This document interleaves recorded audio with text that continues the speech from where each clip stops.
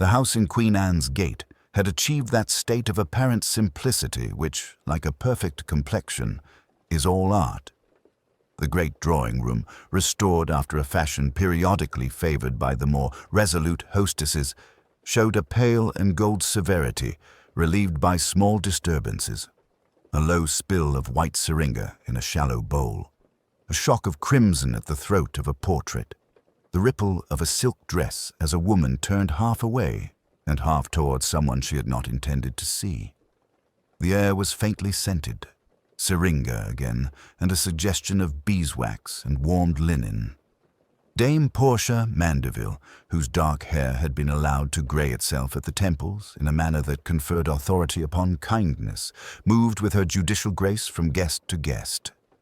She had placed a musician's platform at the far end of the room and, flanking it, an arrangement of chairs that made a pattern of expectation. Silver and glass stood discreetly at the inner end of the long room, where a butler in black, the most correct black, folded by habit at the seams, with hands learned in the exactness of poured wine, presided in silence. Roderick Alleyn arrived with Troy on his arm and thought, as he was intended to think, that Dame Portia had contrived one of those evenings whose apparent ease is the ultimate exercise of control. "Aline, my dear, and Troy, bless you." The hostess kissed Troy, took Alan's hand with a friendly pressure, and gave him a glance in which the brisk benevolence of a patroness became, for an instant, personal. "We are to be inflicted with a little music, a little poetry, and a very little talk. I promise nothing too outré." She turned her head.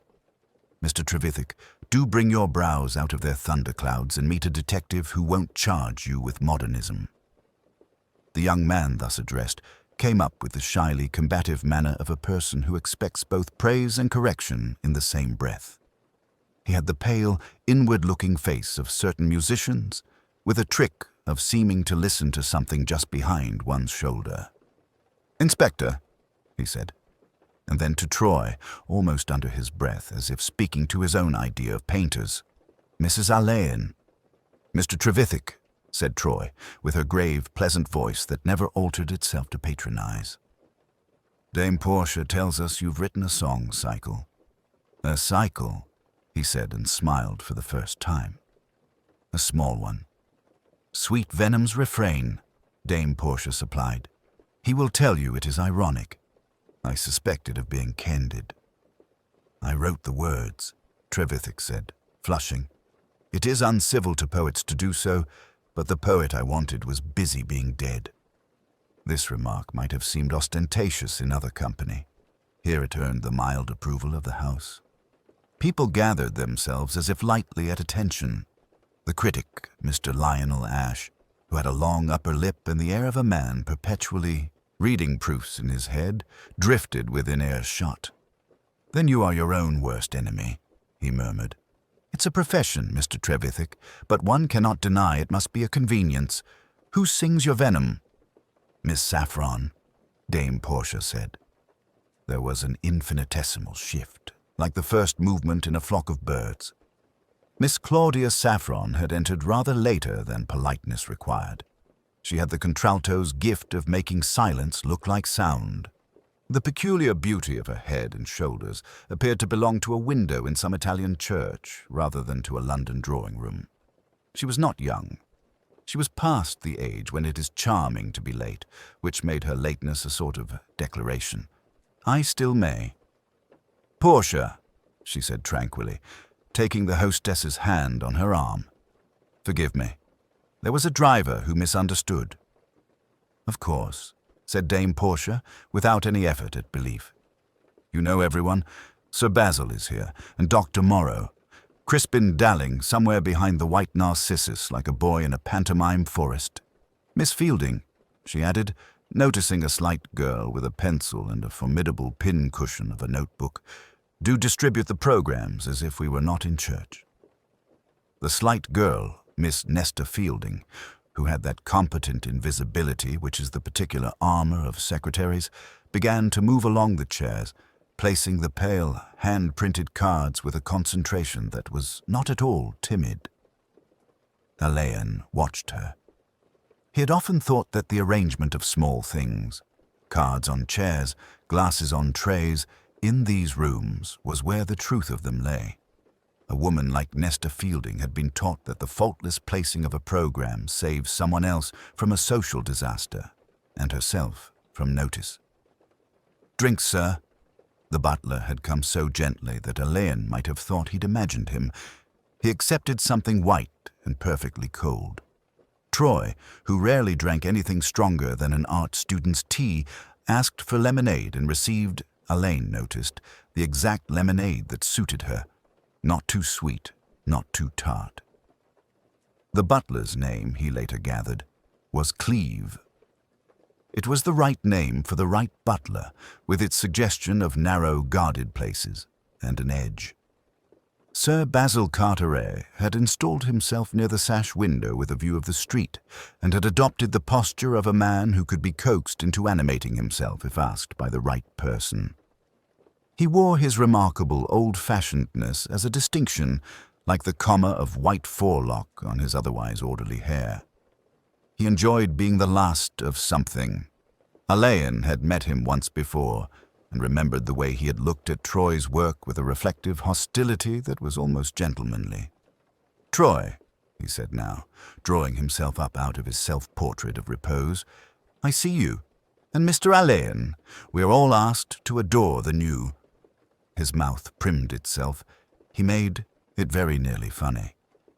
"I'm prepared to adore, but one suffers from exhaustion, doesn't one?" "Do you, Basil?" Claudia Saffron had drawn near, either by chance or because Dame Portia liked to assemble the potentially explosive pieces of her evening, and then stand back and almost smile. "You have been adored a very long time. It must chafe." "Ask Ash," Sir Basil said. "He knows which part of one's person ought to chafe." "I write only where it will show," Ash murmured, and looked at the program. "Sweet Venom's Refrain, a title in long gloves." "You have rather a pretty Venom yourself," Miss Saffron observed. "How does it go?" Dame Portia, who had not lost her moment, clapped her hands quite softly, and it meant everything in the room settled. People found their chairs with that elaborate quiet which is courteous and malicious by turns. Mr. Cleeve drifted the decanter of the sugared white wine back onto its tray, replaced a glass that, Alain noticed, had been tasted and put aside with the faintest grimace by Lionel Ash. Miss Fielding slipped the last of the programs onto a chair in the second row where no one sat. She hesitated, then moved it one seat to the left. Alain felt the note of that movement, though he could not yet have said what key it was in. The music began without warning. Trevithick had mounted the platform with the careful disregard for attention of someone who knows attention is inevitable. A pianist, whom Alain had not observed before, seated herself and placed her hands as if in blessing upon the keys. Claudia Saffron stood beside the piano and for a moment did not look at anyone at all. The first song was not quite melodious. It had that quality, increasingly admired by the young, of making the audience feel as if it had overheard a conversation and must, to keep its own face, pretend to have expected it. Claudia's contralto entered like a bell rung in a corridor. The words, a little poem of Trevithick's, were designed to suggest more than they said. The refrain did not refrain. It returned like a thought one had tried not to think. "There is a sweetness," she sang at last, on a quiet breath that was like a hand smoothing a sheet, "that is not for the mouth." Alain's head turned slightly. Troy had the stillness she sometimes reached when something in her own medium was speaking. Ash, without moving anything else, glanced at his watch. Between the first and second songs, the little silences filled themselves. Sir Basil lifted his chin as if to receive a draught. Lord Dalling, very fair and with the uncertain attractiveness of a young man whose money had preceded him into rooms, shifted his legs and then remembered not to wriggle.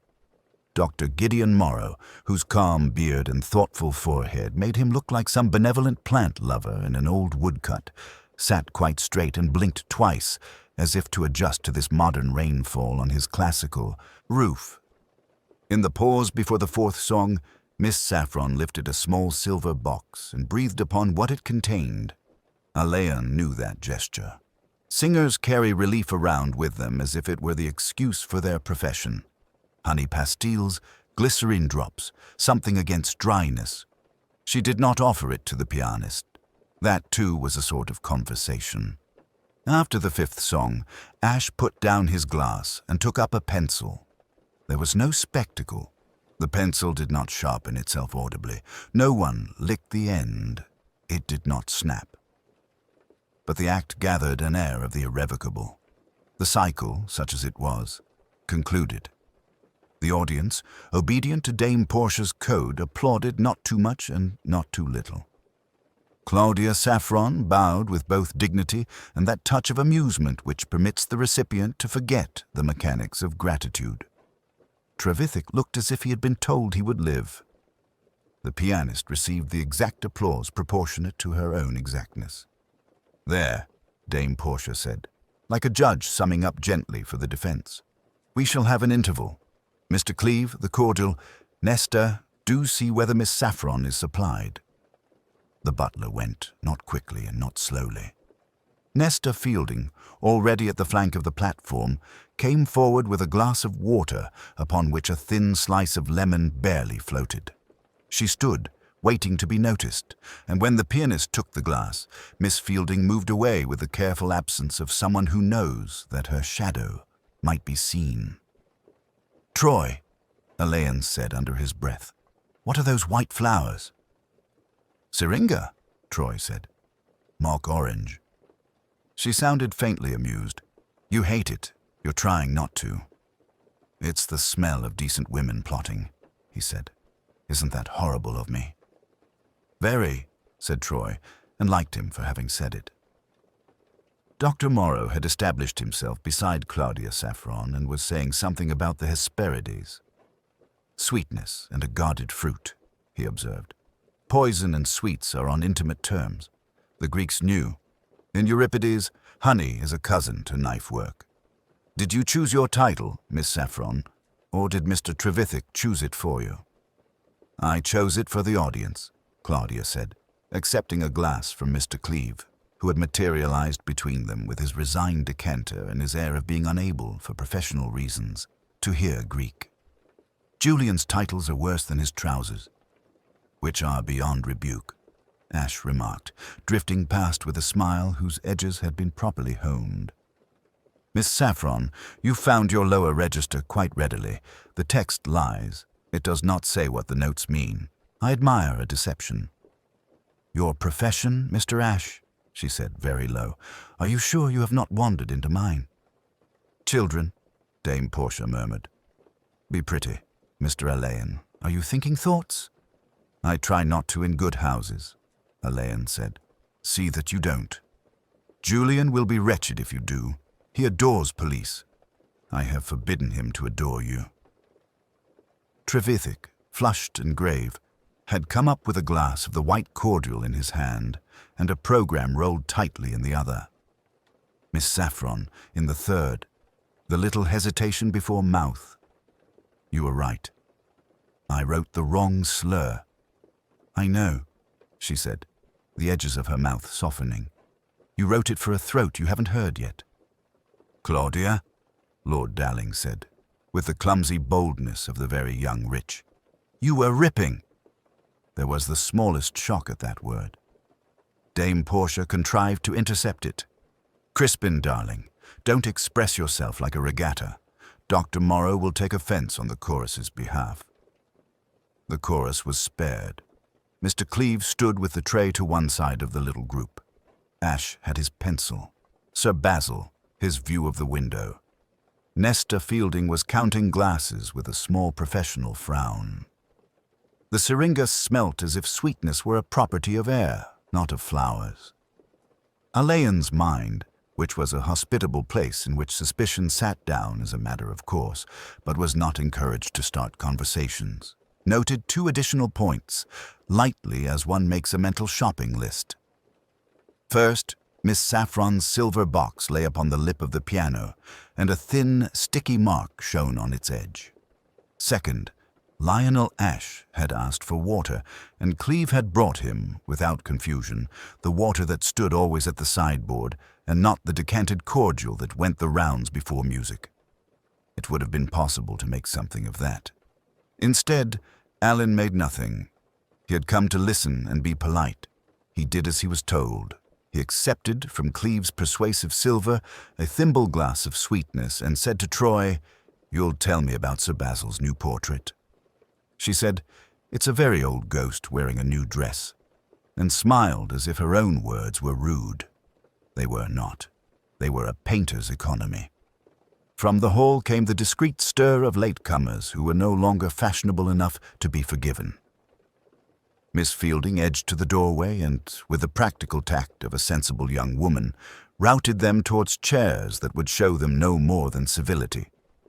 At the far end of the room, the piano stood like a secret that had already been told and must now be remembered. Claudia Saffron, drawing her silk wrap a little closer as if the room had chilled, lifted her silver box and slipped it into her bag. "Portia," she said, "may we leave the last song until after the interval? The refrain wants, I think, distance." "Distance, yes," Dame Portia said. "We are always wanting it. Very well. You shall return, like a good ghost." Claudia smiled. "Or a bad one," she said. It was nothing. It was all staged. It had the invisible footlights of a certain circle. But as the company dissolved itself into that elegant disorder that makes of intervals a study in human intent, Alan thought. Not unpleased, not alarmed, that the small disturbances were shifting. Someone just behind him laughed lightly and then stopped as if a hand had been placed over her mouth.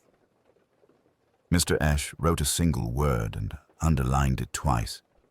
Cleve, with the entire dignity of his calling, changed one glass for another and held the second back for no one to see.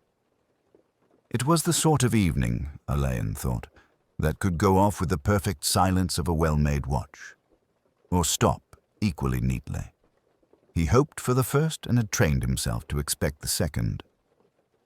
The morning light filtered through the tall windows of Briarfield House with a particular quality that belongs to early September. Golden, yet touched with the first breath of autumn's melancholy. Inspector Roderick Allyn stood in the music room where, 12 hours earlier, the Pemberton String Quartet had performed Schubert's Death and the Maiden to an audience of 37 carefully selected guests. Now the room held only silence and the lingering scent of hothouse roses, their petals beginning to curl at the edges. Dr. Curtis straightened from his examination of the body, sprawled beneath the Steinway grand piano. Vivian Harlow, the quartet's celebrated first violinist, lay with her arms flung wide, her evening gown of deep burgundy silk spread around her like spilled wine. Her violin case rested open beside her, the instrument itself gleaming in its velvet nest, untouched. "Strychnine," Curtis said quietly, his voice barely disturbing the room's oppressive stillness. "A considerable dose, I should say. The convulsions would have been pronounced." Alain nodded, his grey eyes taking in the scene with the methodical attention of a connoisseur examining a painting. The music stands remained precisely positioned, their sheets of Schubert still clipped in place. 4 chairs sat arranged in the familiar semicircle, though one, Miss Harlow's, had been overturned in what must have been her final moments. "The curious thing," Alain murmured, crouching beside a crystal tumbler that lay on its side near the piano's pedals, "is the timing. According to Sir Geoffrey, the quartet finished their performance at precisely 10:30. The guests were invited to the drawing room for champagne and conversation. Miss Harlow excused herself, claiming she wished to pack her instrument carefully. Detective Inspector Fox appeared in the doorway, his solid presence somehow reassuring in the elegant room's strange atmosphere. "The house guests are assembled in the morning room, sir. Lady Pemberton is, well, she's maintaining her composure, but only just." Alain rose. brushing an invisible speck from his immaculate sleeve. Through the windows, he could see the formal gardens of Briarfield House stretching toward the distant woods, where morning mist still clung to the hollows between ancient oaks. It was the sort of view that spoke of centuries of careful cultivation, of lives lived according to precise social rhythms. "Who discovered her?" he asked. "The butler, Hawkins. He came to collect the music stands at 6 this morning, as is apparently his custom after musical evenings. Found her just as she is now." The inspector's gaze returned to the overturned glass. A few drops of what appeared to be brandy had stained the Persian carpet, and there was something deliberate about the way the tumbler had fallen. Not dropped in haste, but placed with the careful precision of someone who understood the weight of final gestures. "The brandy decanter." Fox consulted his notebook. "On the sideboard, sir. Appears untouched, though there's a second glass beside it. Clean." Alain walked to the sideboard, where a cut crystal decanter caught the morning light like amber fire.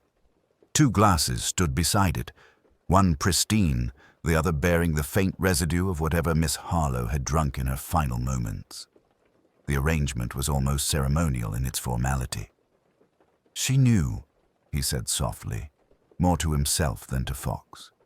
"She knew what was coming." The sound of approaching footsteps in the corridor beyond drew his attention. Lady Pemberton appeared in the doorway, her silver hair immaculately arranged despite the early hour, her morning dress of dove-gray silk pressed to perfection. Only the slight tremor in her hands as she gripped her walking stick betrayed the strain of the night's events. "Inspector Allen, I'm Margaret Pemberton. I trust you will find everything you require here at Briarfield House." Her voice carried the crisp authority of someone accustomed to managing both servants and situations with equal efficiency. "Your hospitality is most gracious, Lady Pemberton, though I regret the circumstances that bring me here." She inclined her head with the slight formality that acknowledged both his courtesy and the terrible reality that had transformed her elegant home into the scene of a crime. Vivienne was. She was a remarkable artist. Whatever drove someone to... She paused, her composure wavering for just a moment before reasserting itself. "I simply cannot comprehend it." Alain studied her face, noting the genuine distress beneath the practiced social mask. "I shall need to speak with each of your guests, Lady Pemberton. Perhaps we might begin with the other members of the quartet." "Of course. They are. Naturally.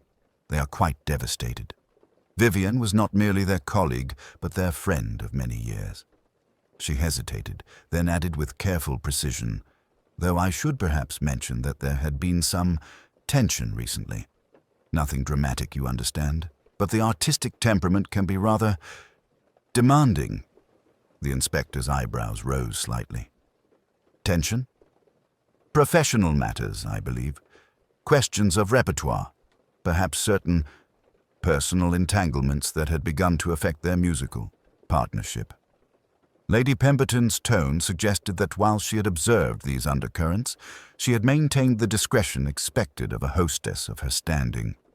Fox cleared his throat gently. "Shall I have them brought to the library, sir?"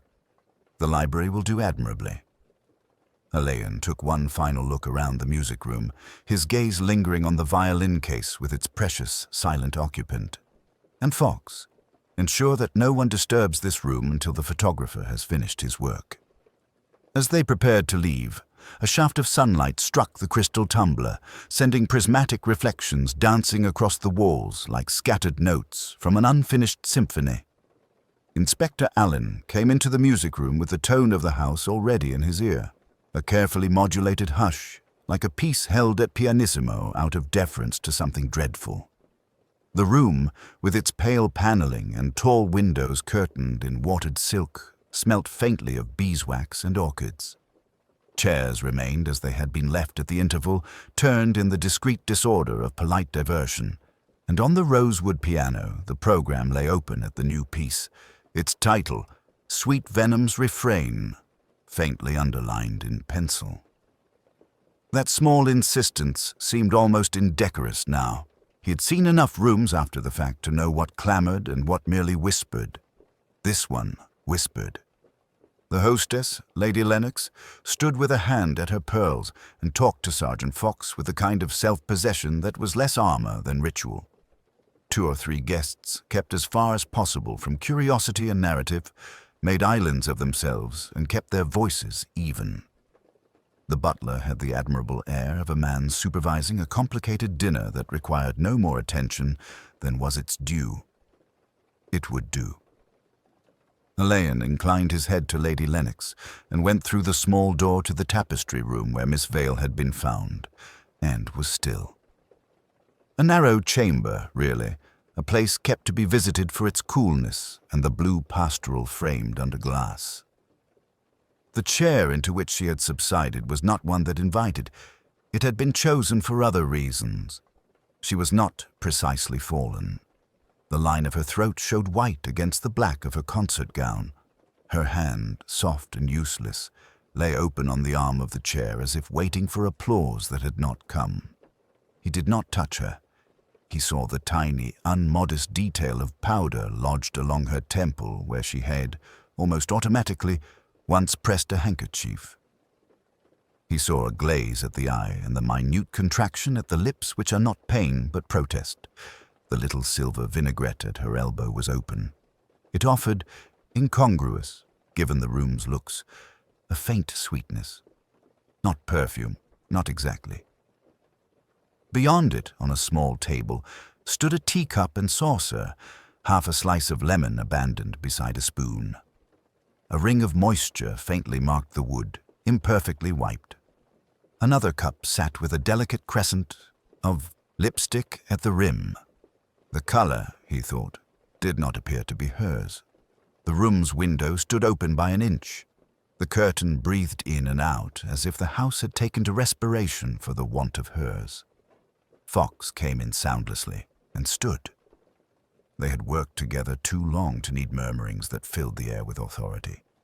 Alain only lifted a finger, and Fox, who comprehended that nothing must be moved, contented himself with a docile perusal of angles and intervals. "A doctor?" asked Alain, not because he expected anything, but because the courtesy must be paid. "Dr. Blaine from across the square attended. He is with Lady Lennox," said Fox low. Alain bowed his head by inches. "Not to Miss Vale. There is something complacent about that gesture when the person is out of reach. But to the facts as they presented themselves." The vinaigrette drew him again. Singers had their rituals. Such small pomanders of familiar fragrance sat often by them like talismans. He remembered a diva who could not produce a note without the ghost of violet pastilles. He looked at the program on the side table. There was another, here in the small room, and saw where a thin, impatient hand had impressed the paper at the words "Suite" and "Refrain." Someone, then, had annotated. He went back the way he had come, and stood in the music room as if he had always stood there. It had the calming effect on people that good furniture has. Lady Lennox turned to him at once. She had not cried, which was neither coldness nor virtue, but a training of the features. The guests had been arranged in pleasing groups. The composer, Mr. Fenner, wiry and overdressed.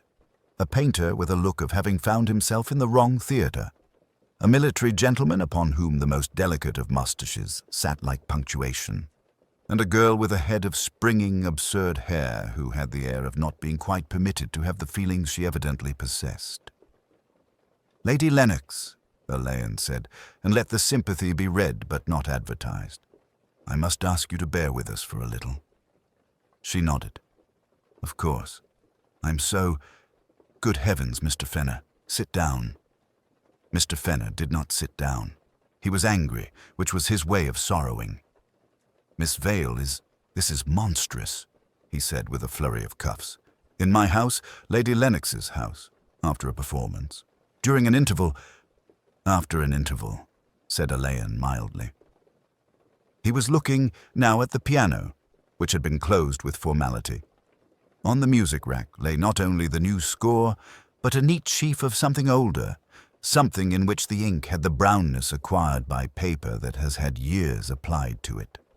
The page was marked with slips of lavender ribbon. That was someone's habit.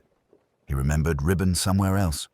He took in the servants as one takes in the arrangement of silver. The butler, Brackett, a masterpiece of unobtrusiveness. The housekeeper, Mrs. Temple, whose eye clung to Lady Lennox's back as a nursemaid's does to a child's errand. They knew, of course, more than they would be required to say. The knowledge kept them erect. "I should like," Alain said, "to let no one go just yet. A tiresome request, but only for the present." There was the expected stiffening, immediately smoothed by good manners. The military gentleman said something affable about being at Scotland Yard's disposal. The painter murmured that he never went early to bed. The girl's hands, clasped in her lap, whitened at the knuckles and then at once recollected themselves as hands one might display at tea. Alain moved away with a casualness that was not casual and paused beside a chair near the French window. On its arm lay a pair of gloves, turned inside out in a haste that pretended to be decorum. They were not Miss Vale's. He did not touch them. He looked at the window, at the soft draught that had found its way through the house and into the small room where the music had stopped. He thought not of poison and drama, but of how easily people revert to routine when affronted. The footman had taken away the champagne. The programs remained neatly stacked. Someone had remembered to lower the lights by a fraction. He found Fox's eye, and with the slightest movement of his head indicated the closed piano, the lavender ribbons, the gloves, the breath of air. Fox, who could read prose in silence, bent his attention where it was directed. Alain, who had begun to feel that the room itself had told him as much as it could in company, asked that the doctor might be brought, and after him, if she was composed enough, Lady Lennox again. There would be time later for questions. For the moment, the house, through its very correctness, had betrayed its one departure. He must discover whose it had been. They came to him in the morning room because Lady Hermione would have it so. The chairs were low and decent. The walls, which had watched better scandals, made no sound. A bowl of auriculars sat on a table like a sufficient remark. Fox had installed himself with the kind of invisibility that was a trick of his trade and nature. Alain, who could be formal on cue, had the air of a man about to return a book. Lady Hermione first because it was politic. She came with a movement that tried at dignity and found only fatigue. Her pearls, touched absently, made the smallest click.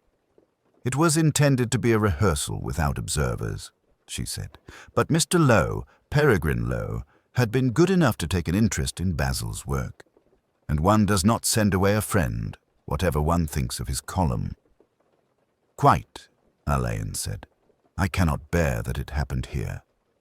The ante-room, my late husband had his cigars there after dinner. It is intolerable. If you must know anything, well, ask.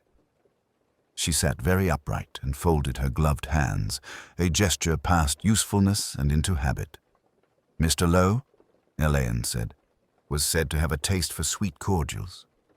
He had a glass. Quince, she said, my grandmother's receipt. Pym had set out the Venetian glasses. You would have noticed the green stems. There is a foolishness in the serpent shape, but my niece thinks them diverting. Mr. Lowe was left there when the second piece began. He complained of his foot and made a small jest about suffering for art. Not a loud man, you understand. The next thing was, someone thought he was asleep. Daphne, I think. Then, she closed her eyes. Then not asleep. Had he many friends here? Friends. Lady Hermione's mouth moved. He had acquaintances concerned for their notices. He had a certain attachment to Odette Mallory that was never, I believe, reciprocated. A faint pause. And he had called Basil promising. I suppose that is something. You knew of no quarrels earlier. In my house there are no quarrels, said Lady Hermione with an ancient untruth. There is only rehearsal. You must talk to them. They will prefer it, perhaps. Alain thanked her. He did not add that she had preferred to tell him nothing. Basil Fenner came next with the awkwardness of a young man trying to domesticate his hands. He was handsome in the way of portraits that do not flatter. His mouth, made for charm, was anxious. "Inspector, this is appalling." "Yes," said Aline. "You were... where?" "In the little library, nursing my nerves." It was after the first run of the aria, Odette's aria. Lowe had asked a question about the second refrain. He said it was derivative. "I've been told worse," Basil added quickly. "I went away. Daphne says I shouldn't, but then one does go away."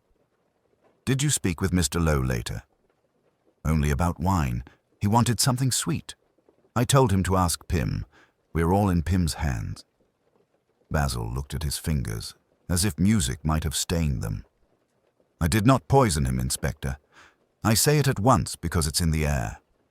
Alain looked up mildly. "What do you suppose is in the air, Mr. Fenner?" "Fear," Basil said, and then, with a small flush, "and opportunity. You'll think that course." "I shall think about it," Alain said, and let him go. Odette Mallory arrived with the tempo of a woman who has decided where the light falls and expects it to obey. She sat without invitation and crossed one long ankle over the other, which is not at all vulgar if you are born to it or have practiced sufficiently. "It is ghastly," she said, in a voice that was all velvet until it became a thread. "I've never been fond of Peregrine, but one forgives his kind. They live by adjectives. You knew him well enough to be forgiven? One sees them at first nights and in little restaurants where the napery is apologetic," she said. "He admired me in a way that was unhelpful, not predatory. He was too chilly. He wanted to reform me in print. The aria, he would have told me to rein in the last phrase. He always thought restraint was flattering. Did you go into the anteroom during the second piece?" "I went in for my lozenges," she said, and showed him the pretty tin with a defiant flourish. "Throat anxieties. A singer is a weather vane." "Did you speak to Mr. Lowe?" "He was asleep," she said after a moment that was the size of a heartbeat. "Or I thought so. I didn't rouse him. He was not a man one wishes awake to see one unadorned." "Did you pour anything?"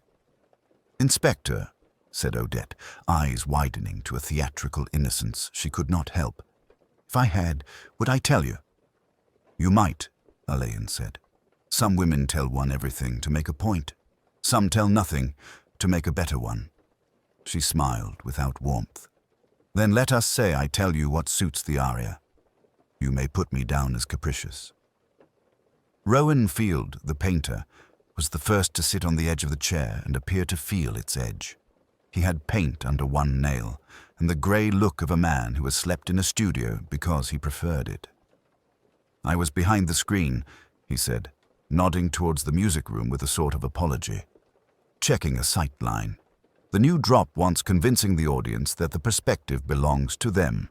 One does these small deceits.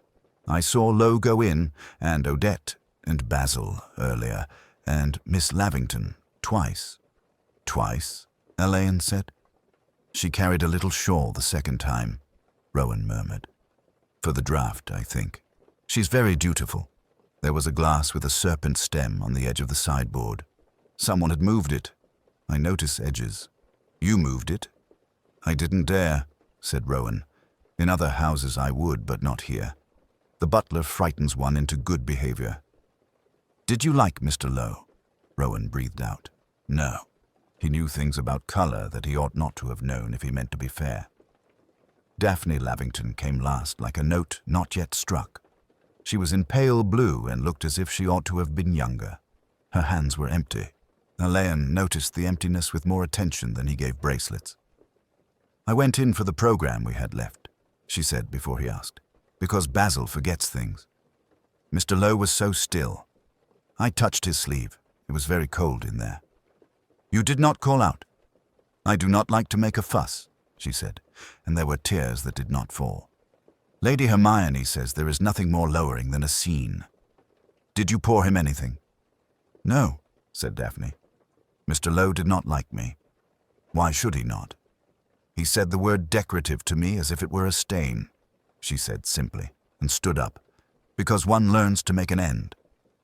When she had gone, Fox shuffled his notes and did not look up. They're all telling it tidy, sir. They are, Alain said. He considered the auriculars and thought, not of flowers, but of habits. A serpent glass moved an inch, a lozenge tin, a shawl carried unnecessarily, a man who notices edges, fear, opportunity. The house held its breath with the practice of years. He rang once, and when Pym appeared, he did not yet ask him what he knew. That would be for another moment, of a different temperature. Pym received Alain in the still room as if it were a drawing-room annex, with the same economy of gesture and an attention that seemed to plot the exact distance between deference and the dignity of tenure. The lamps were shaded. Clean glass shone in ranks. A square of linen, folded as a star, lay beside a decanter of water. It was a room for restoring order to things that were briefly in use. The faint sweetness of something boiled hung in the air, and a suggestion, very slight, of violets. "My lady is in the blue morning room," Pym said. "Miss Telford with her. Superintendent Fox has been good enough to institute the sober processes," Alain said lightly. "He does it awfully well. Might we, Mr. Pym, be tiresome to you for 10 minutes? If I can assist you, sir." Alain regarded the silver bucket on the table. It was bright as a thought held under the tongue. "You were in the music room during the interval?" "At the beginning of it, sir.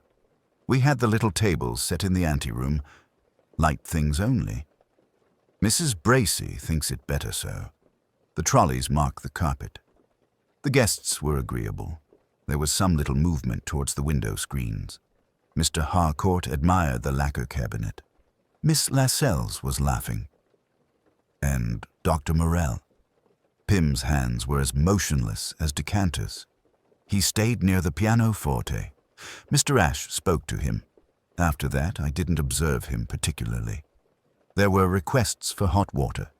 Miss Telford's throat is delicate. And I went down. I returned as the interval ended. Did you notice any alteration to the things on the pianoforte?" "The celadon bowl, sir." "Yes?" "It had been moved from the right corner to the left.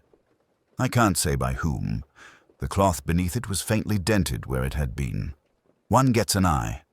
Also the cover, the little lid with the pierced finial, was not quite seated."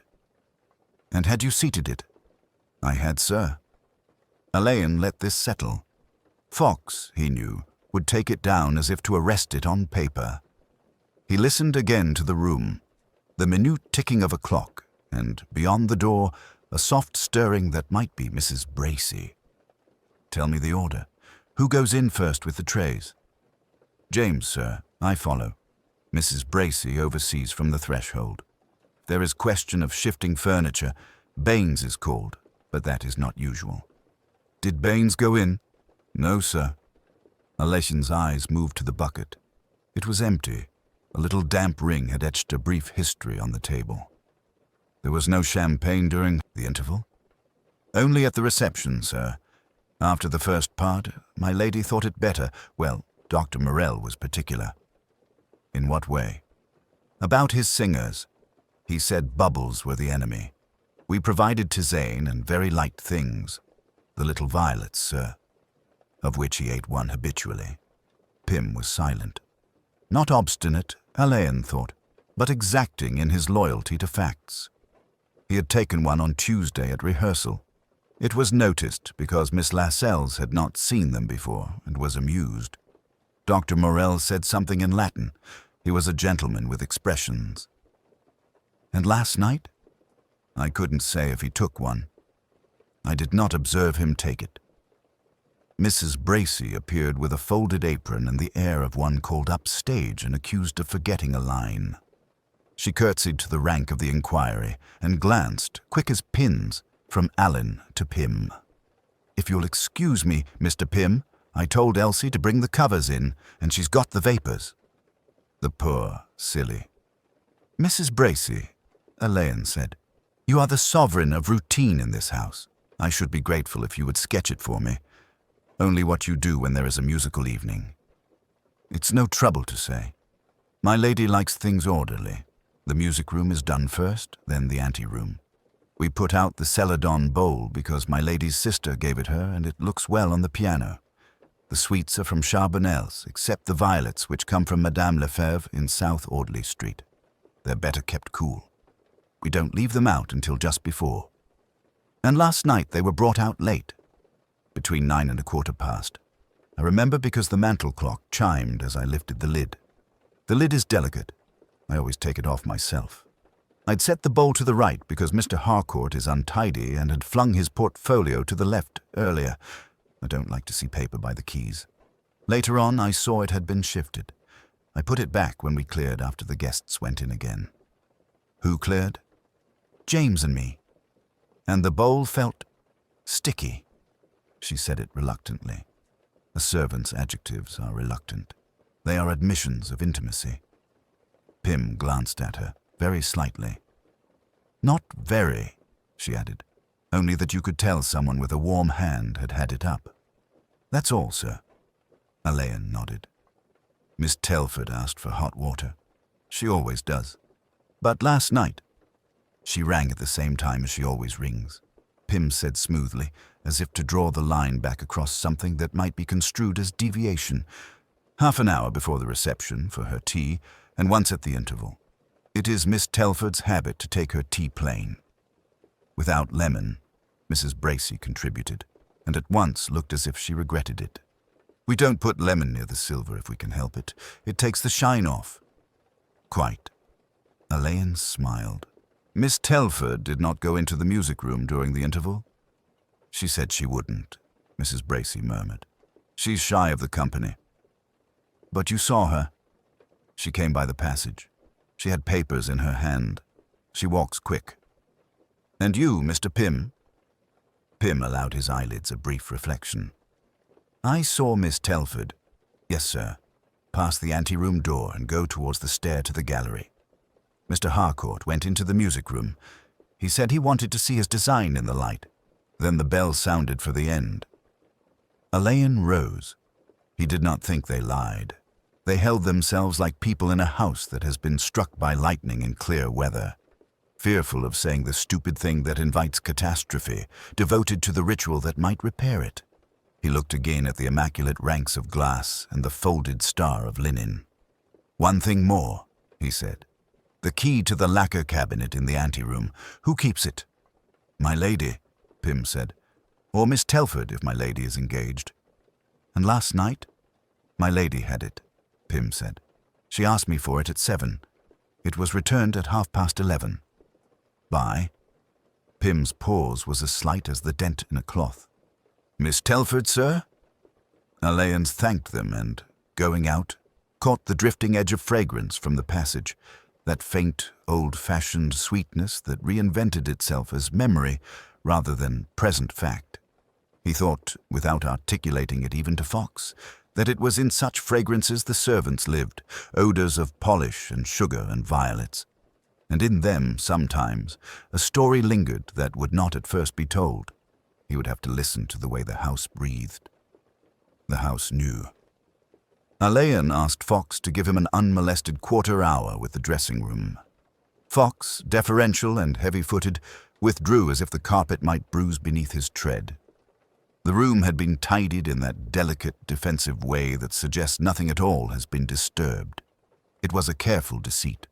Someone had moved in it as one walks in a chapel, straightening a hassock, aligning a hymn book, smoothing the trace of a knee. He stood still and permitted the room's small music to begin. A faint sweetness lay on the air, not flowers.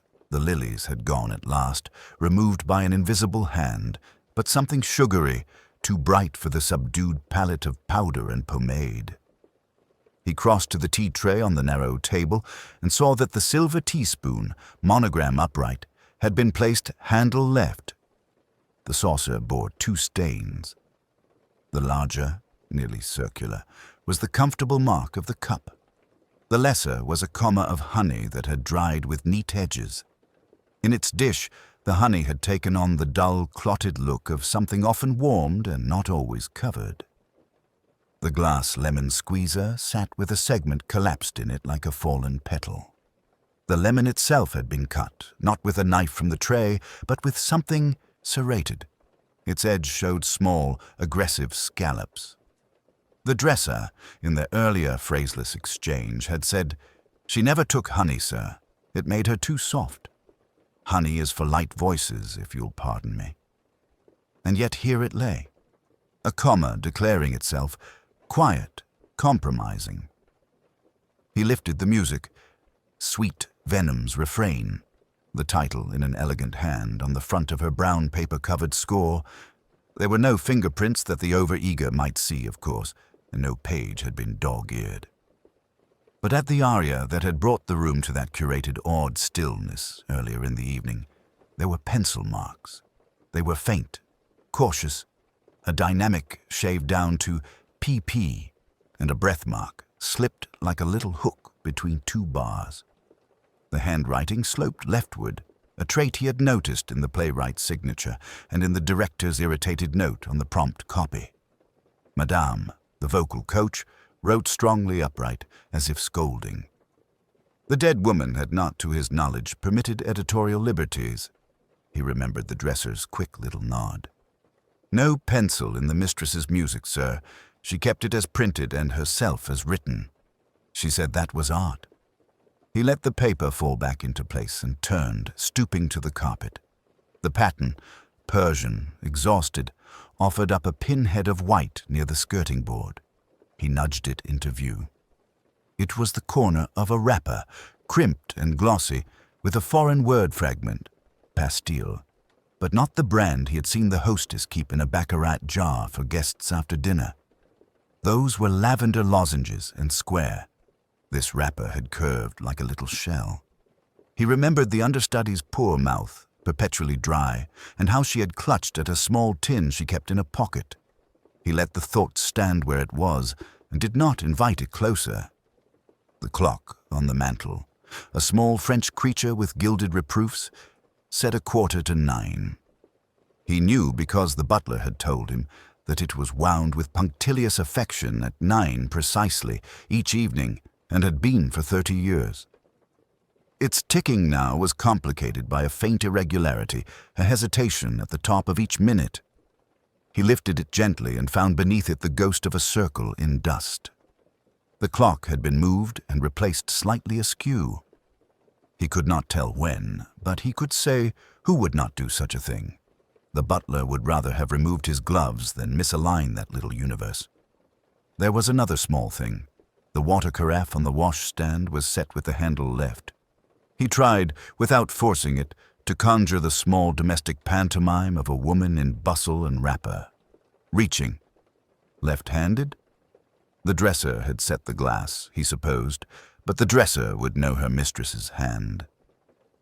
In the green room earlier that evening, the director had struck a match with his left thumb and forefinger, and held it just conceitedly enough for it to be seen. Fox appeared at the door with a respectful cough. "You rang, sir?" "I did not," said Alain, "but you have arrived at the right time. Will you very gently ask Mr. Bowles, the butler, to tell you, purely for my private curiosity, whether the carafes are set by habit with the handle, right or left? And you might inquire if any of the household is left-handed. There is no virtue in the question. I'm simply seeing how many of us there are." "Very good, sir. And another thing, the lozenges the hostess keeps. What brand? Take one if your conscience permits." Fox withdrew, reflective over his own ambidexterity. Alain saw then, on the silver salver propped just inside the door, an envelope he had missed. It was addressed in a small, resolute hand to the hostess. Someone had thought better of delivering it. The seal was unbroken, the paper cheap, the fold exact. The note sat upon the salver like a folded wing, and the room, which had seemed to wait, resumed its patient ticking as if something had been decided. He put his hands behind his back and looked at it without touching it. It would keep for a minute. There was always the ritual, and the moment when one allowed it, like dust, to settle. At 7:30, the house had the mournful neatness of a drawing-room after a concert. The white lilies that had been rather too assertive in their approval now stood in faint reproach of their own extravagance. The piano lid was shut. Bryce, with an air of accomplished invisibility, had seen to the removal of glasses and plates. A subtle order had been bestowed upon last night's confusion. Alain, who had not slept, sat at the library table and reviewed the lists he had made. Names, movements, times. The album of rote phrases given by shocked witnesses was balanced by the small, undemonstrative alterations that a house makes to accommodate death. He found it easier to think in such hush. A knock, almost apologetic, disturbed the ledger of the morning. Margot Fielding slipped in and closed the door as if the act were itself immodest. "I beg your pardon. Sir Gideon said I might find you here." Her voice was low, strained, but held in by a young woman's careful schooling.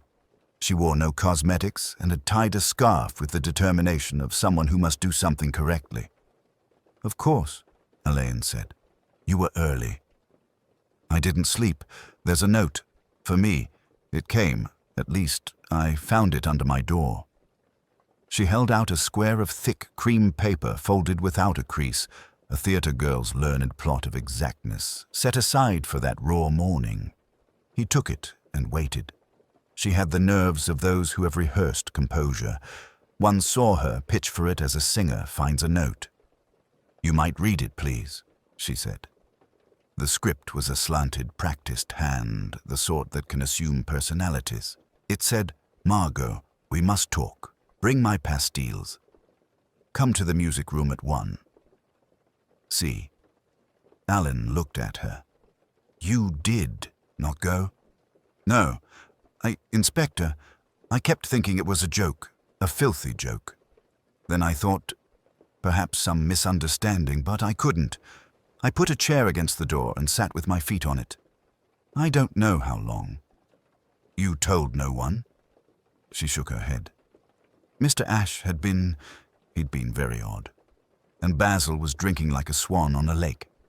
I thought, if I show it to anyone. She stopped and swallowed. "I brought it to you because you'll know if it's wicked."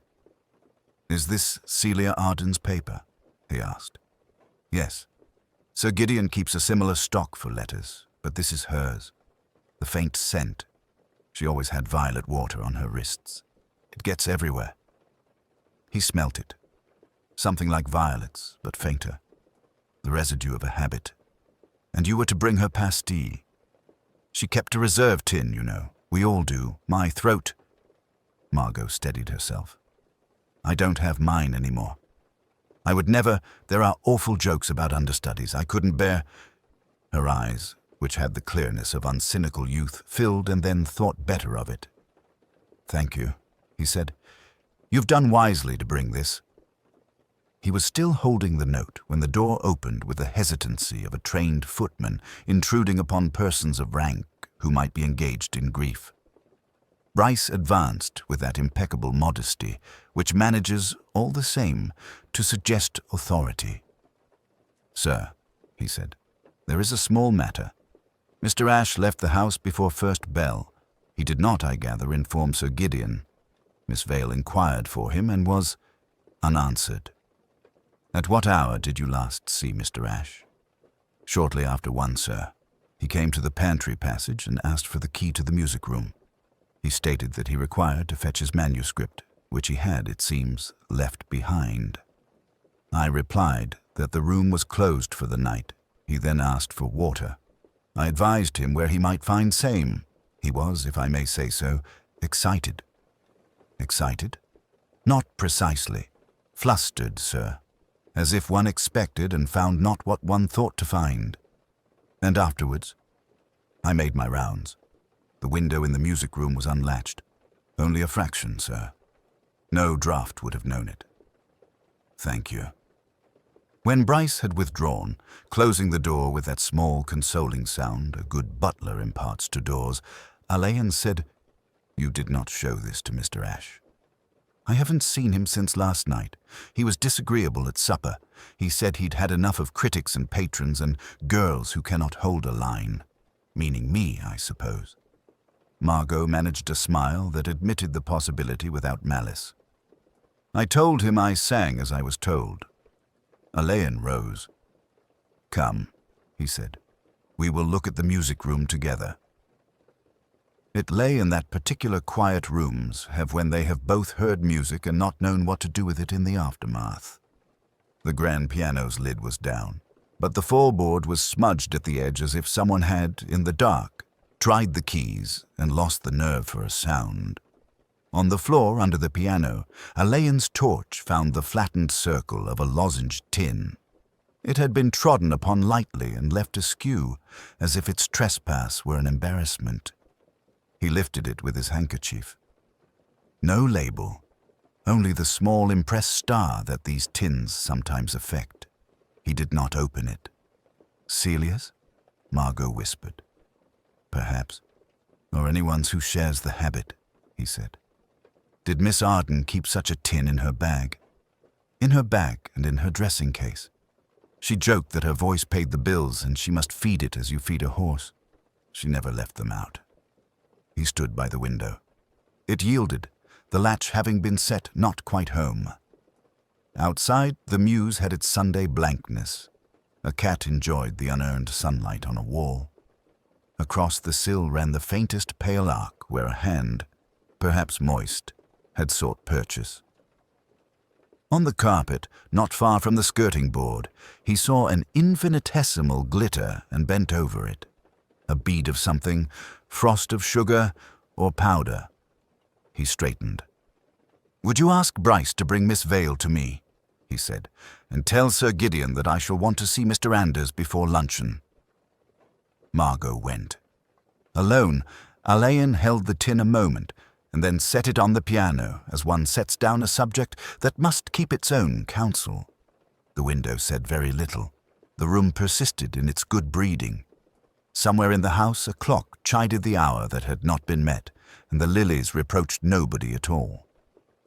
Alain sat for a time in the green room's gloomy civility, where the lamps had been reduced to a softness that made the gilt picture frames blur and dulled the red velvet to a respectable wine black. The chairs on which Basil Fenwick had lain had been discreetly removed, and the steward's men had restored the scatter of cushions and the small unmusical piano to their proper propriety. He had sent Fox away with the silver tin, sealed. Nothing to be gained now by hovering over it like Hamlet's father. Yet its presence lingered. He thought of the smooth click of its lid when Swithin demonstrated, the faint, cloying scent that one encounters in actors' dressing rooms, a humbler sweetness than perfume, more like sugared almonds and glycerine. He made a list in his head, not of things, but of people, each ordered by the degree to which they understood the theatre's domesticity. Lady Honoria, to whom the green room was a room among rooms, intended to smell faintly of violets and money. Her son, Felix, who had learned to slouch against the stage door as if forever about to go in. Camilla Dane, who called the stage her parish and knelt, in effect, to each prop as a congregation kneels in familiarity.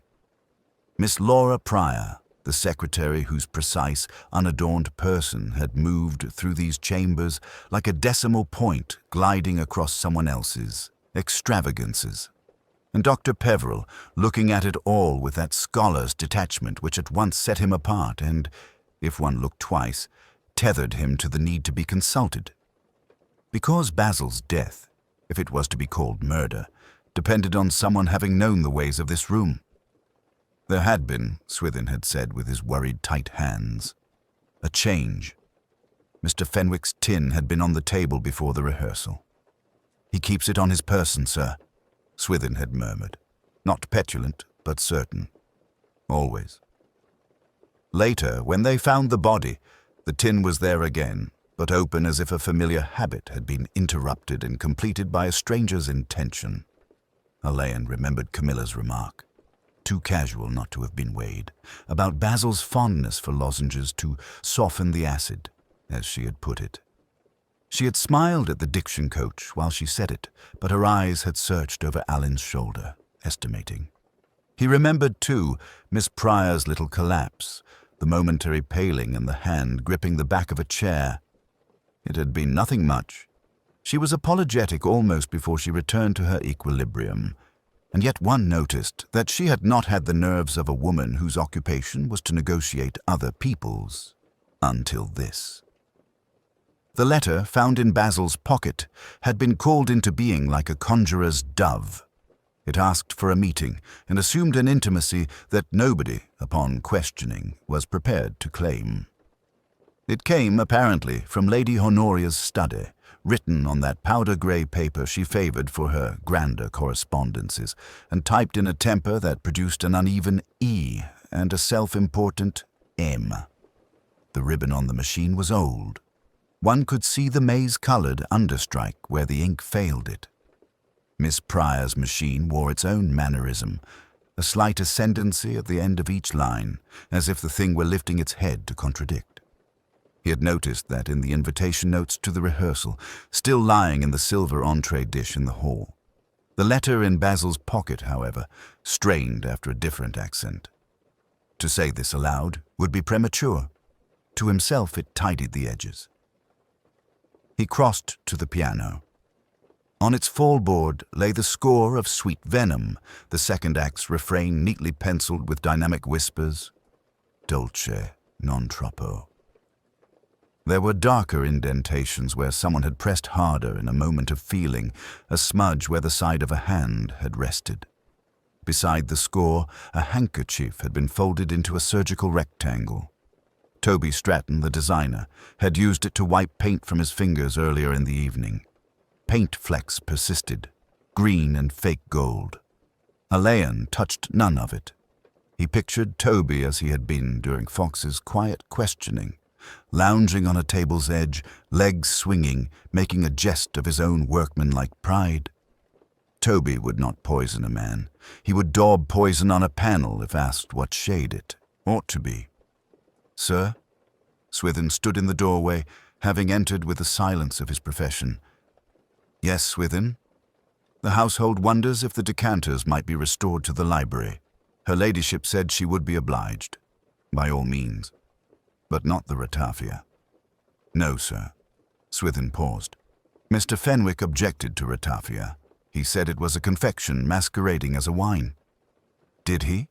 said Alain mildly, and Swithin took this as the end of a conversation. When the door had closed, he permitted himself the ghost of a smile. Sweetness again, and its disguises. He thought of Felix Keld's debts and of the little silences that occurred whenever money crept into the room like a draught under a door. He thought of Camilla's jealously guarded place in the cast and her understudy's terrible brightness of eye. He thought of Miss Pryor, who adored order, and the disorder a man like Basil could generate merely by moving a chair. And he thought of Lady Honoria, whose face, in grief, had performed the only honest thing it had done all evening, abolished effort and become suddenly old. If the method was in the lozenge, and if the lozenge was the only thing Basil took without theatrics, then the person who placed it must have loved the idea of being obeyed at last. That was how it felt in his mind, a yielding to someone else's hand disguised as a favor to one's own throat. He did not believe in symbols, not professionally, but one meets them in the behavior of people who can no longer say what they mean. He would have Fox go again through the prop cupboard with Mrs. Greaves' keys, and someone must look at the typewriters. He would ask Swithin about bells, when they were rung, by whom, and whether any were rung twice. But now he closed the piano, as if shutting a lid on a sleeping thing, and in the fading hush of the green room heard, as one hears the sea in a shell, the whispered refrain of a song, sweet and not too much. He did not say it aloud, not even to himself, that the not too much was the cruel bit, the exact measure by which a hand could be guided, dosage decided, decorum preserved. Alain asked for the small drawing-room and, because Chivers understood these niceties without being told, found it prepared with a meagre fire and the decencies of a morning tray. The May light had flattened itself against the windows, chalking the stucco opposite and laying bare the thinness of London trees. Fox installed himself in the adjoining study with the door almost, but not quite, closed. It was a concession to privacy that did not pretend to secrecy. Miss Shaw came in at the time appointed, neither early nor late. She wore the same quiet suit, and from her belt hung, as habit dictated, the braided loop with its tiny brass key. She had pinned a small enamel brooch at her throat, a lyre whose strings were represented by incised gold lines. Alain, who noticed such things and seldom forgot them, realized that in the melee of last night she had not been without ornaments. "Miss Shaw," he said. "Thank you." He moved a chair. She sat on the edge of it and folded her hands. Her clever, unobtrusive face showed no strain. That was left to the long fingers, which were too still. "I should like, if you please," he said, "to speak a little about the service after the recital. Will you bear with me? It will not be, I hope, impertinent. I am at your disposal, Inspector." "Good. You have the management of Lady Corinna's house, I think, in all matters that are not strictly Chivers's province." "Yes. And you like things to go on as they ought. Ritual, if one may call it so." Her mouth moved, not quite a smile. "If you like." "Last night," said Alain gently, "one of your rituals was broken. Mrs. Polton, I'm told, always brings the honey in the Wedgwood jar with the gadroon lid. It is as much part of the menu as the little lemon slice dish you once bought in Bond Street because it fitted the tray better than any other. Last night the honey came in a cut glass bowl. That is Mrs. Polton's doing only if she is told to do it. She's not inventive." Miss Shaw looked at him in a way, with the faintest of color. "We could not find the lid," she said. "I thought that the bowl would do as well," Alain finished for her. "Perhaps. But the lid, if you will allow me, had a smear inside it. Not of honey." She did not speak. He took from his inner pocket an envelope and, after a pause that belonged as much to good manners as to theatre, laid a small object on the table. It was the serpent-handled spoon, its enamel scale chipped as if by hasty contact with porcelain. "It's a pretty thing," he said. "Your mistress told me it was a gift. The chip is new.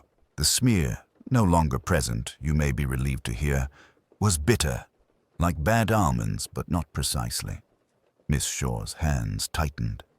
"I don't understand," she said. "You have all the glasses.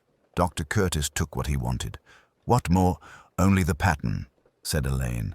"I'm not going to press you with words like poison and intent. I have rather a superstitious dislike of exploding them in small rooms. But if you consult your memory, you will perhaps recall that you did not correct Mrs. Polton when she set the honey bowl to the left of the tea rather than between the tea and the lemon, where you invariably place it. You let it stand. That, for you, is a gesture." Her control frayed for an instant. The eyes lifted and met his with something like anger. "Do you suppose," she said very low, "that I would think about a honey bowl when a man had just died in our house?" He inclined his head. "We are forced to the unhandsome business of thinking about such things, I'm afraid. And you are not one to leave a trifle out of place. You are, if I may say so, loyal, in a practical way. It's why Lady Corinna trusts you. It is why I do not wish to treat you as if you were a fool." Her breathing steadied. "What do you require, Inspector?" "Information." He glanced at her belt. "You keep the key to the medicine cabinet in your office." "It is locked, always. Except yesterday, a little after 5. The gardener brought up the foxglove seedlings and asked for your advice about where to put them whilst the conservatory shelf is repaired. He's an old man and did not observe much, but he did observe that the cabinet was open and that somebody was, as he put it, measuring drops. That is untrue. Very likely he embroidered. Old men do." Alain's voice was courteous. "I'm sometimes guilty of it myself. It is why I bring you the fact rather than the conclusion. The conclusion can wait. There is also a forged note. It asked you to go to the telephone in the basement at 9:30. It was not written by me. I knew that. Yes, you recognized the paper as your own, but not the hand. You went, nevertheless. When you returned, the writing table in the morning room had been gently disturbed. A drawer that should slide without protest stuck unusually. A small thing, but small things accumulate like dust. She sat very still. You are telling me, I suppose, that I made it possible. I am asking you, said Elaine, whether you wish to say who you tried to protect. There was the smallest of silences. Her face altered. It did not collapse, but grew, as sometimes happens, older and more candid. Protect, she repeated. That is an ugly word and an uglier business. I would protect Lady Corinna, certainly, from vulgarity, from scandal, but I do not poison singers, Inspector. I do not kill critics.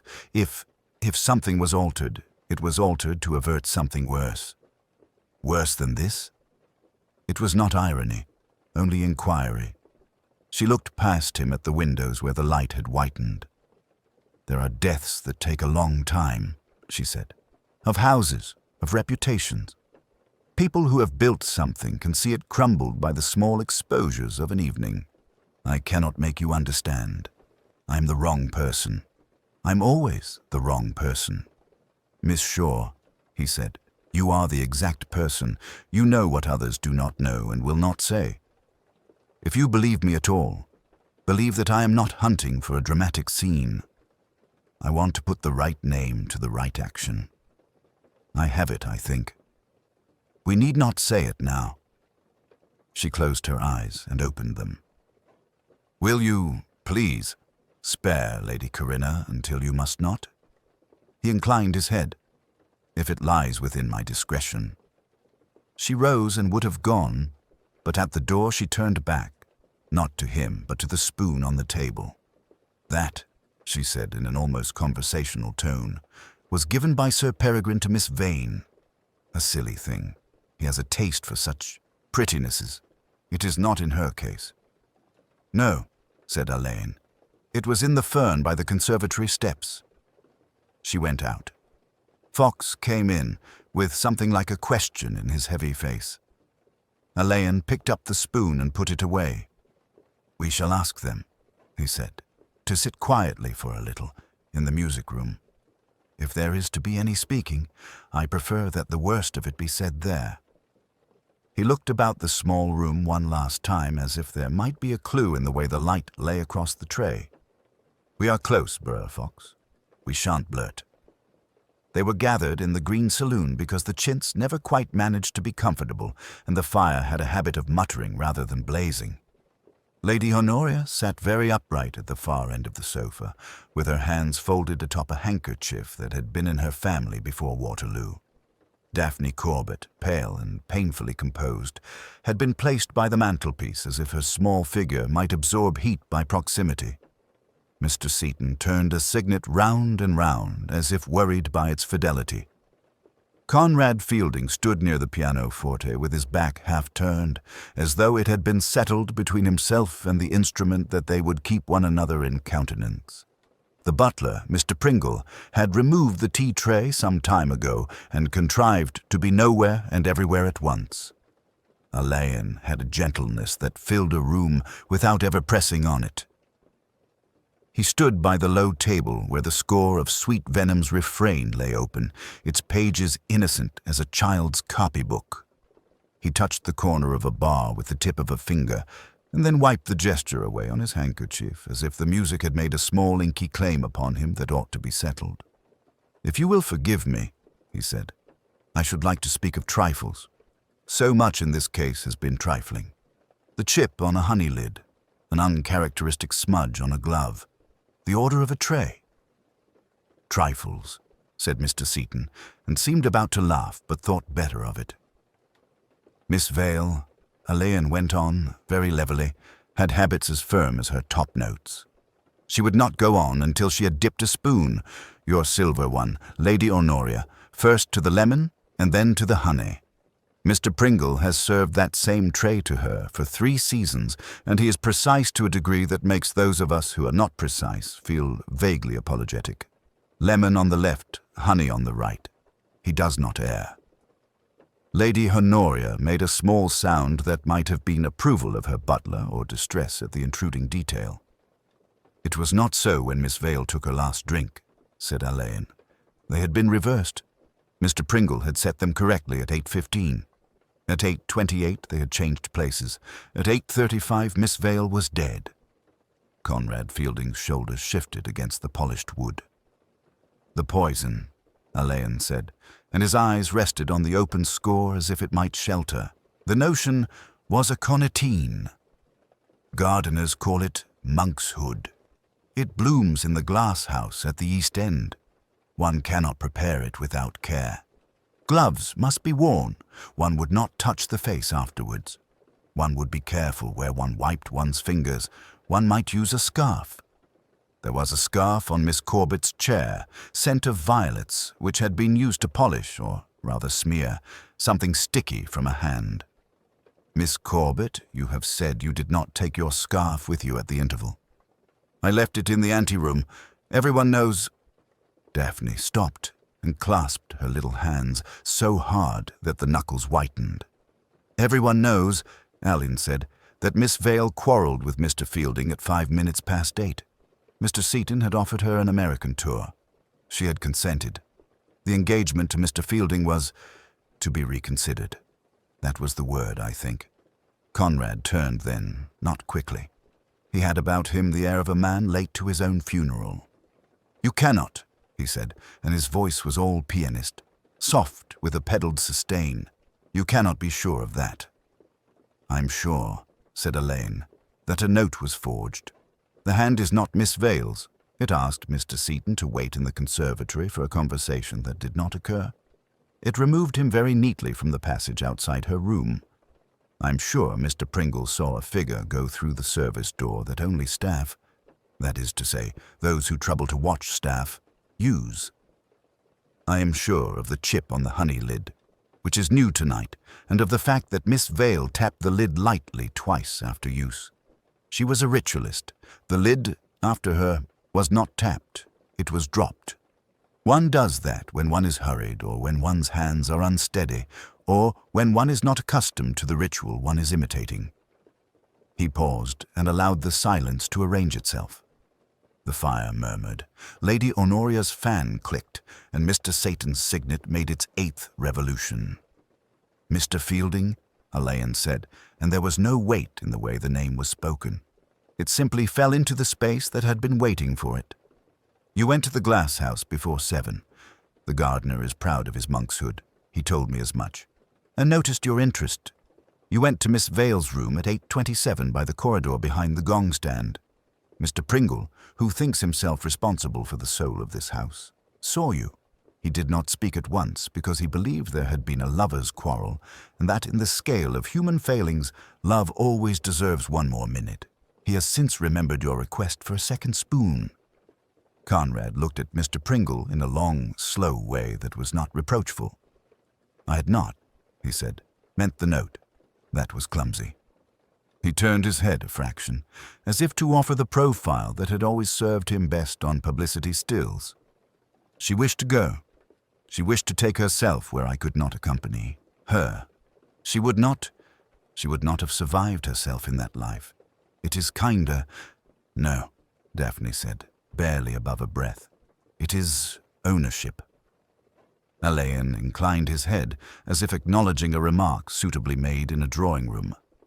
"She told you," he said quietly, "that she knew about the money. Not a great deal.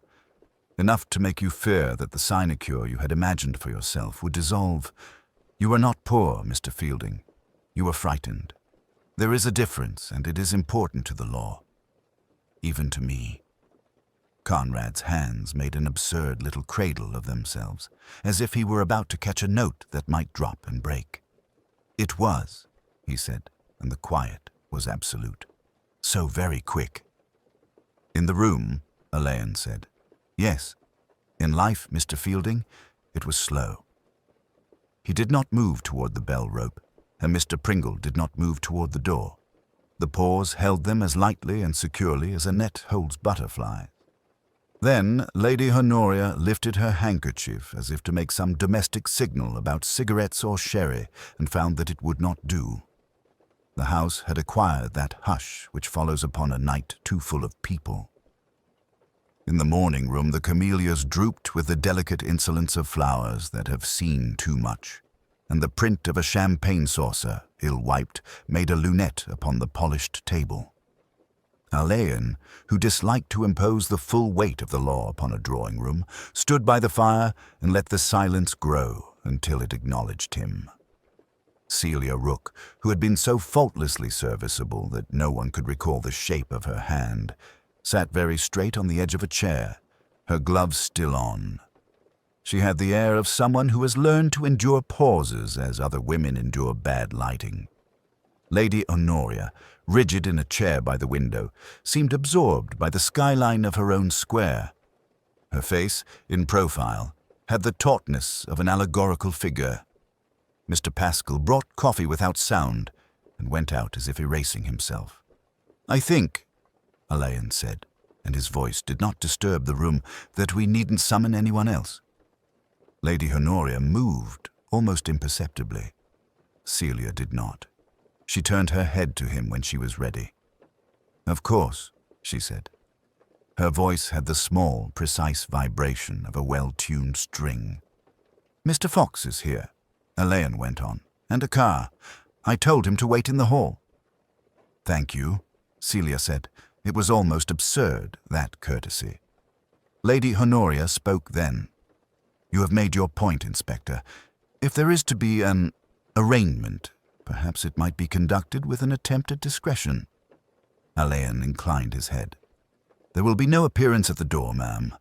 The gentleman in the street will be told nothing until the necessary arrangements have been made." "I suppose," Lady Honoria said thinly, "that is the best one can hope for." Celia looked at the coffee, smiled, and shook her head. "No, I think not today." He could see, now that he allowed himself to look closely, the fatigue etched delicately at the corners of her mouth, the faint glitter of something that was not tears. He thought of the worn ribbon about the little blue bottle, of a knot tied by hands accustomed to another woman's ritual. He thought of the page of music upon the piano, its refrain circling back on itself like a thought someone cannot put down. Sweet Venom's Refrain, an odd title, but apt. "I'll walk out with you," he said. "If you wish to make a statement at once, I can take it. If you would prefer to send for a solicitor—" "I haven't a solicitor," she said. "Lady Honoria's man has always been kind, but no, I can speak to you." "There is time," Alain said. She gave him a look almost of amusement. "There isn't. Not of the sort one would find useful." Lady Honoria, with an effort, put out her hand, not quite touching Celia's sleeve. "I cannot forgive you," she said in a voice that did not pretend, "but I understand what a very little forgiveness is worth to you. I imagine nothing of that kind signifies." Celia nodded once. "No, it doesn't." She looked past Lady Honoria to the square, and an odd expression, gentle and without self-excuse, folded her face. "I used to think one plot was like another, an arrangement that made things bearable. It was stupid of me. Plots belong to novels and to women with time." "Miss Rook," Alain said softly, "it would be better to come now." She stood at once, with that economical grace that had made her invisible all these years. At the door she paused. "He didn't know," she said. "You must understand that. He is a foolish man and vain, but he didn't know." Leonora was too sure of herself. She would have ruined him without noticing she'd trodden on something. I couldn't let her do it. Alan said nothing. The words were only an arrangement of air, and yet the room seemed altered by them. Mr. Pascal, who had appeared as quietly as a new thought, looked at Celia with a profound, untroubling sadness. Servants are repositories of knowledge and of mercy in ways their masters never learn to be. He handed her a plain coat that did not belong in Lady Honoria's house, and stood aside. In the hall, Fox rose, heavy and gentle, like a large animal who hopes he will not be noticed. He looked at Celia, and away.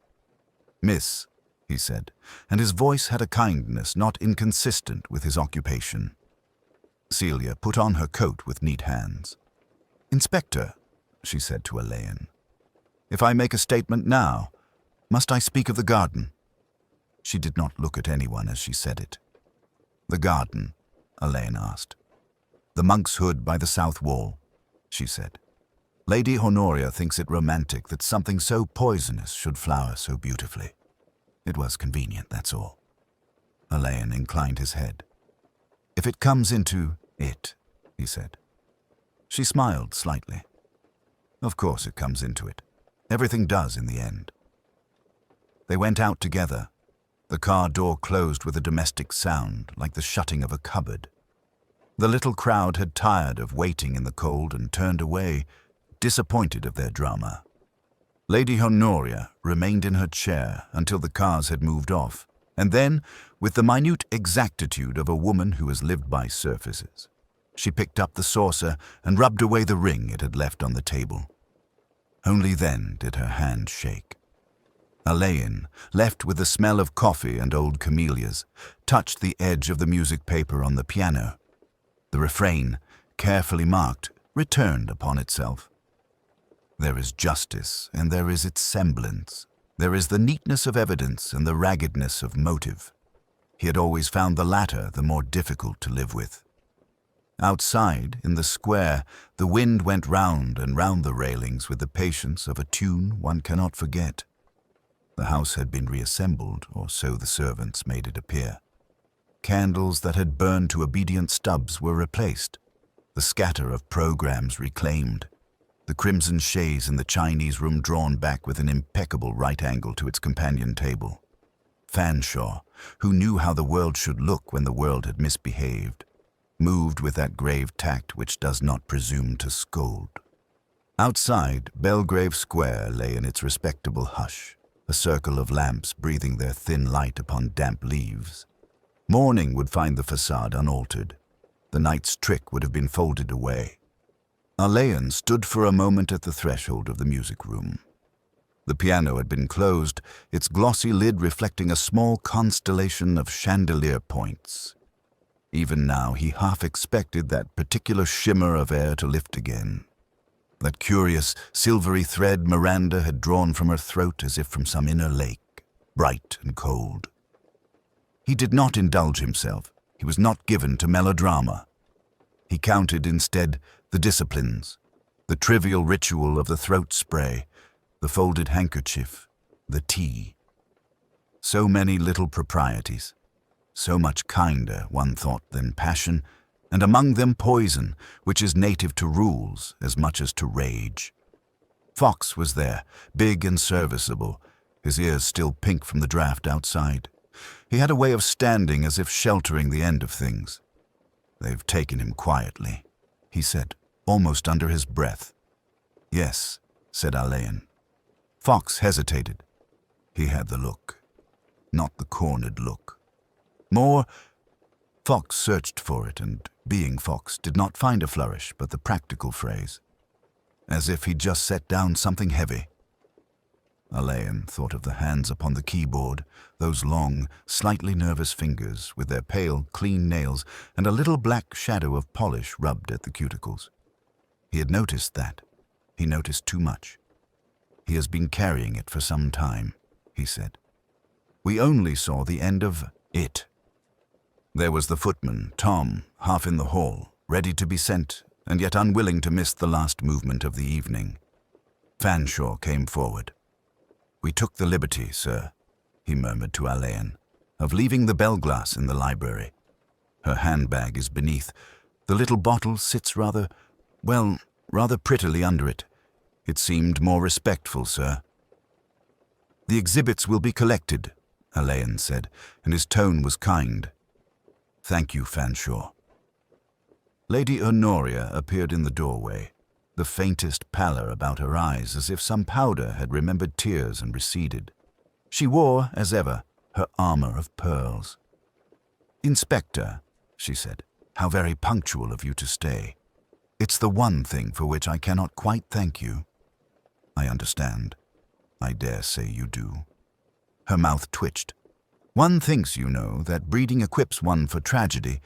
It doesn't. It equips one for the tray." He bowed. "And the tray was faultless, Lady Honoria." "You are being wicked," she said, and almost smiled. Her glance lifted to the piano. "I heard, just now, that he was permitted, to touch it. Only the lid. Is that true?" "For a moment," Alain said.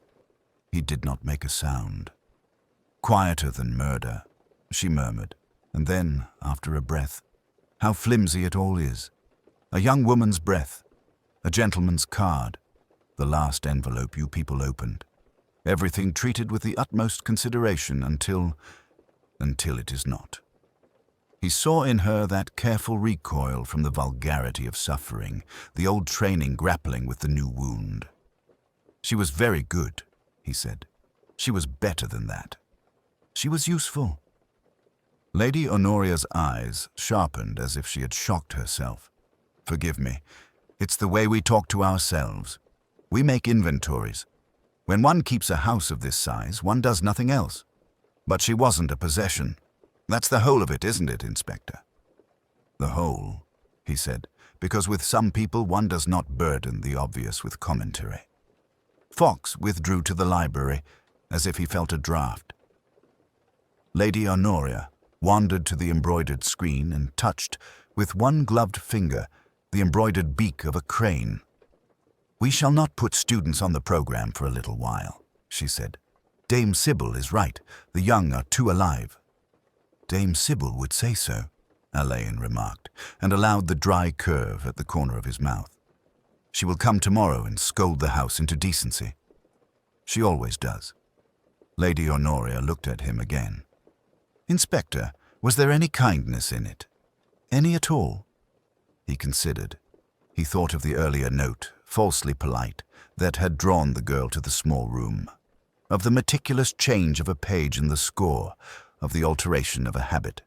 No gargle from the pantry that night, but a pretty bottle on a table where a pretty bottle could be admired. He thought of the sudden, unspectacular failure of the heart, which, even in its last beat, did not raise its voice. Kindness resides in intention, he supposed, but intention here had been the most adept of liars. "No," he said. "It was neat." Lady Honoria closed her eyes, only for a second. "Neat," she repeated, and the word rang in that gilded room like a dropped pin. When she had gone, he remained a moment longer. Fox rejoined him. "It comes back to it, doesn't it, sir? The way they all do things. The little arrangements. That's where you look." "Yes," said Alain. "We are forever in the company of other people's arrangements." Fanshawe, hovering with the inexhaustible patience of his trade, asked if there were any further instructions. There were not. He would sleep and see to breakfast. The household would present its rational face to the morning. On his way out, Alain paused in the library. The bell glass caught the light. Within, the atomizer lay like an ornament in a lady's boudoir, its faceted sides playing with whatever brightness the glass would give. He thought, not for the first time, that the most unhappy objects were those whose design refused to betray their purpose. In the hall he took his hat. Fox put on his overcoat one sleeve at a time, slow as a cart horse. "Home, sir?" "Yes," Alain said. They went out into the square. Somewhere a piano lid in some other house was being lowered with a careful hand. The sound did not carry. Nothing about that night wished to. The lilacs in the railinged garden gave out their faint, untrustworthy sweetness, and the air accepted it without protest.